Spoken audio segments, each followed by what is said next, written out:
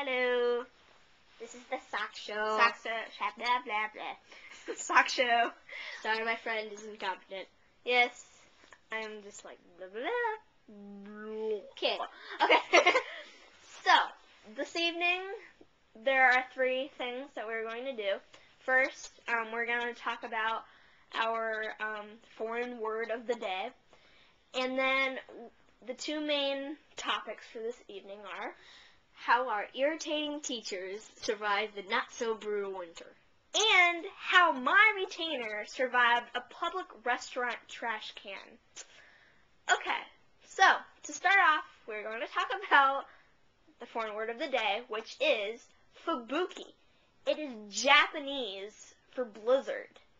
It is spelled F-U-B-U-K-I. Use it sometime. You'll sound smarticle. Yeah, just use it sometimes. Time. Sorry, my jaw is just like... Okay. And then the next story for this evening is how my retainer survived the public restaurant trash can. So, it all started when I went to a restaurant at the mall. I was wearing my retainer in my mouth, and when they brought the food, I had realized that I had forgotten the case for my retainer. I took the retainer out and put it in a napkin and just left it on the table thinking, okay, there's no way I'm going to forget this. I leave the restaurant to go look around the mall. Then I leave the mall and realize, oh no, I forgot this highly expensive retainer. So, in tears, I go back, I talk to the manager, and he said, this is not the first time it's happened. He takes us back there, he reels out this giant trash can full of food, scraps, just like crap. Yes. And the worst part was, the old people had just finished their meals. So there were just things with tiny bites taken out of them, and just barely touched food, but still disgusting. So he hands us 2 pairs of plastic gloves, he puts on a pair himself, and we dig through the orange peels, the damp napkins, and the uneaten sandwiches, and finally, the moment of truth, we find the retainer, wrapped in the same napkin, but the napkin was soiled and just wet and disgusting. And there it has told the adventures of my retainer. Thank you. Now, we have two stories about 2 different teachers. But the first one is about our math teacher. Mm-hmm. See, we have no idea why he does this, but to keep his chin warm.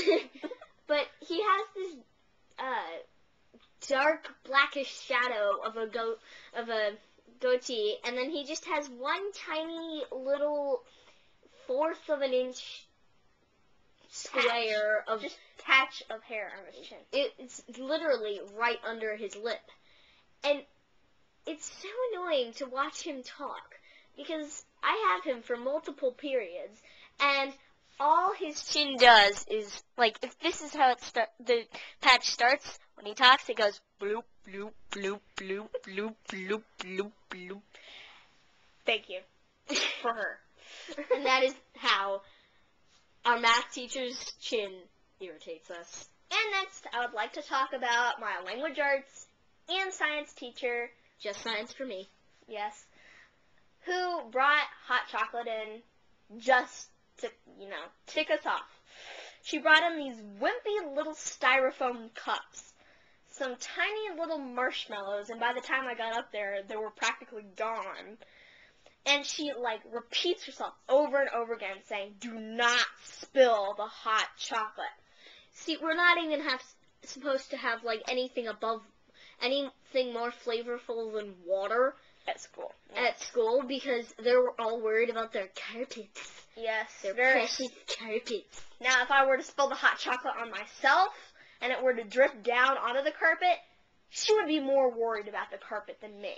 This hot cocoa is literally so hot that it gave one of our friends a blister on her tongue. I could not feel my tongue. The taste buds were like burned off. But back again, I got my wimpy little styrofoam cup. I filled it with blazing hot chocolate. I plunked like the 3 marshmallows that were left in it. I was staring at this cup of hot chocolate like it was some creature from another planet because I was just so afraid that I would spill it. I went back to my seat. I looked at it as like the steam was like just so thick because it was so hot. And my desk is just like in trip central of the classroom. People trip on it all the time. Of course, thank goodness it wasn't spilled. And just to kind of clarify why she brought the hot chocolate, I'm going to take this over to my friend. See, she told us this deliberately. This is a direct quote from what she said. See, kids, I've brought this hot cocoa because I absolutely hate winter. Now, after this, I just tuned out. Because winter is my favorite time of year because, A, it's Christmas, B, it's my birthday, and C, I get to see my childhood idol. Like, technically I'm still in my childhood, but you get the point. I've looked up to her all my life. And now she's, like, completely just flat out telling us that she hates winter. Mhm. So for the rest of the period, I'm just sitting there fuming about how much I hate her now. Well, now more than ever, I guess. You don't hate her. Yeah. You just dislike her. No, I hate her. Okay, so that concludes. She's like the Scrooge. Yes, we get it.